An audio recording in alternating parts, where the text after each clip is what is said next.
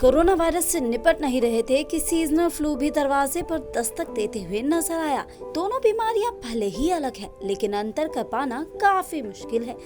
ऐसा इसलिए क्योंकि इन दोनों के लक्षण एक जैसे हैं। ऐसे में लोगों के बीच ये दुविधा पैदा हो सकती है कि उन्हें कोरोना हुआ है या फिर फ्लू। एक्सपर्ट की माने तो कोविड-19 और फ्लू के सिम्टम एक दूसरे को ओवरलैप करते हैं।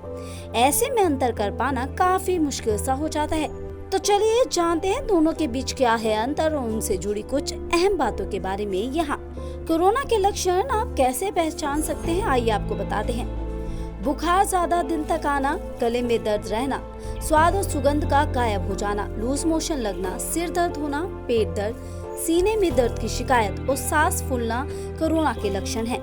वहीं फ्लू के लक्षण में हल्का बुखार कुछ दिन तक रहता है, गले में खराश, सूंघने और स्वाद की क्षमता नहीं जाती, छींक आती है, गले में हल्का दर्द रहता है, बलगम आना, सांस कम फूलती है और सूखी खांसी रहती है।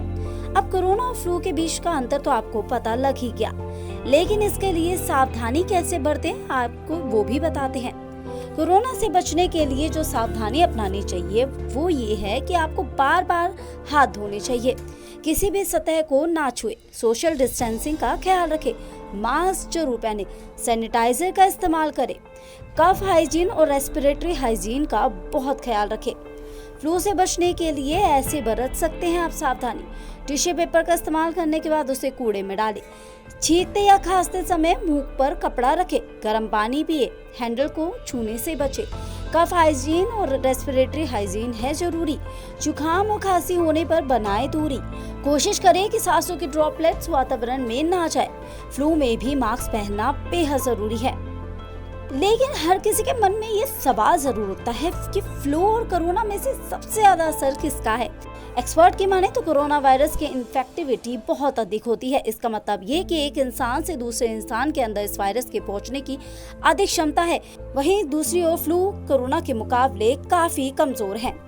अब आपके मन में सवाल उठा होगा कि कैसे तय करें कि कोरोना हुआ है या फिर फ्लू। तो चलिए नजर डालते हैं इस चीज पर भी। यदि आपकी कोई ट्रैवल हिस्ट्री नहीं है, सभी तरीके की सावधानी बरत रहे हैं, लगातार अपने घर में बने हुए हैं, आरोग्य सेतु ऐप का इस्तेमाल कर रहे हैं, कहीं बाहर नहीं निकल रहे हैं, अगर ये सब चीजें अगर आप कर रहे हैं तो इसका मतलब आपको फ्लू है, ना कि कोरोना। मरीज डॉक्टर को कौन सी जरूरी चीजें बताएं वो भी हम आपको बताते हैं।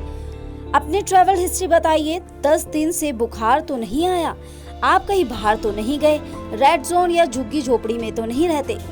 इसके साथ ही आपको बताते हैं कि किन और सवालों का जवाब जानना आपके लिए बेहद जरूरी है कि क्या हर किसी को कोरोना टेस्ट कराना चाहिए।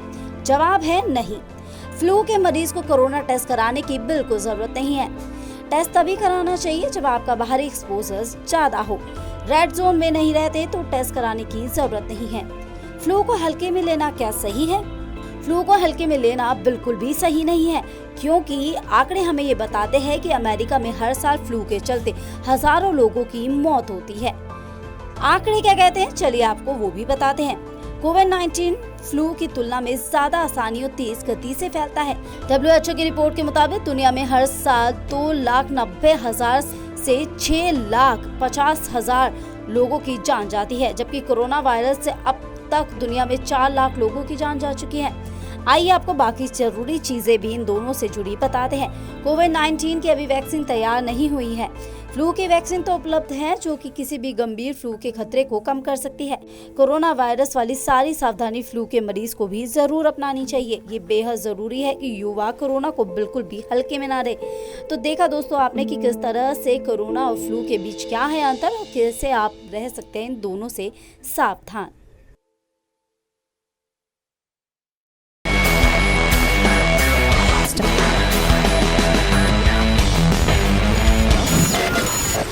InstaFeed.